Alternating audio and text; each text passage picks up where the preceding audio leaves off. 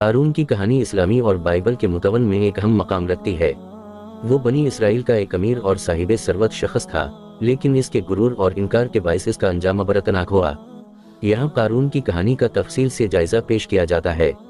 قارون کی کہانی۔ پیش منظر: قارون بائبل میں کورا یا قورا کے نام سے جانا جاتا ہے، بنی اسرائیل کا ایک معروف اور امیر شخص تھا۔ وہ حضرت موسیٰ علیہ السلام کے زمانے میں زندہ تھا اور اس کی دولت کی اتنی زیادہ تھی کہ اس کے خزانے کو صرف ایک گروپ لوگ ہی سنبھال سکتے تھے۔ دولت اور غرور۔ قارون کی دولت اور اس کے اثر و رسوخ نے اسے بہت زیادہ غرور اور تکبر میں مبتلا کر دیا تھا۔ اس نے اپنی دولت کو اپنے عمل اور نیکی کی بنیاد پر نہ دیکھتے ہوئے اپنی کامیابی کو اپنی محنت اور صلاحیت کا نتیجہ قرار دیا۔ اس کی اس خود پسندی نے اسے حق سے منحرف اور اس کے نبی حضرت موسیٰ علیہ السلام کی مخالفت کرنے پر اکسا دیا۔ حضرت موسیٰ علیہ السلام کی تنبیہ۔ حضرت موسیٰ علیہ السلام نے قارون کو تنبیہ کی کہ اس کا غرور اور دولت اسے اللہ کی نافرمانی کی طرف لے جا رہی ہے۔ حضرت موسیٰ نے قارون کو بتایا کہ اس کا مال و دولت اس کے لیے فتنہ بن جائے گا اور اسے اللہ کی طرف سے عذاب کا سامنا کرنا پڑے گا۔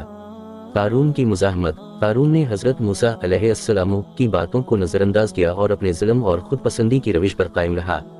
اس نے اپنی دولت کا مظاہرہ کیا اور عوام کو دکھانے کی کوشش کی کہ وہ دنیاوی کامیابی کا مالک ہے۔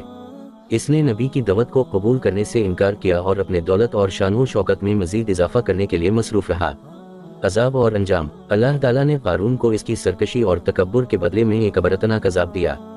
حضرت موسیٰ علیہ السلام کے زمانے میں قارون اور اس کی دولت کو زمین میں دھنسا دیا گیا۔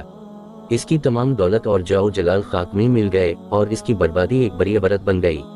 سبق اور تعلیمات۔ قارون کی کہانی ہمیں کئی اہم سبق دیتی ہے۔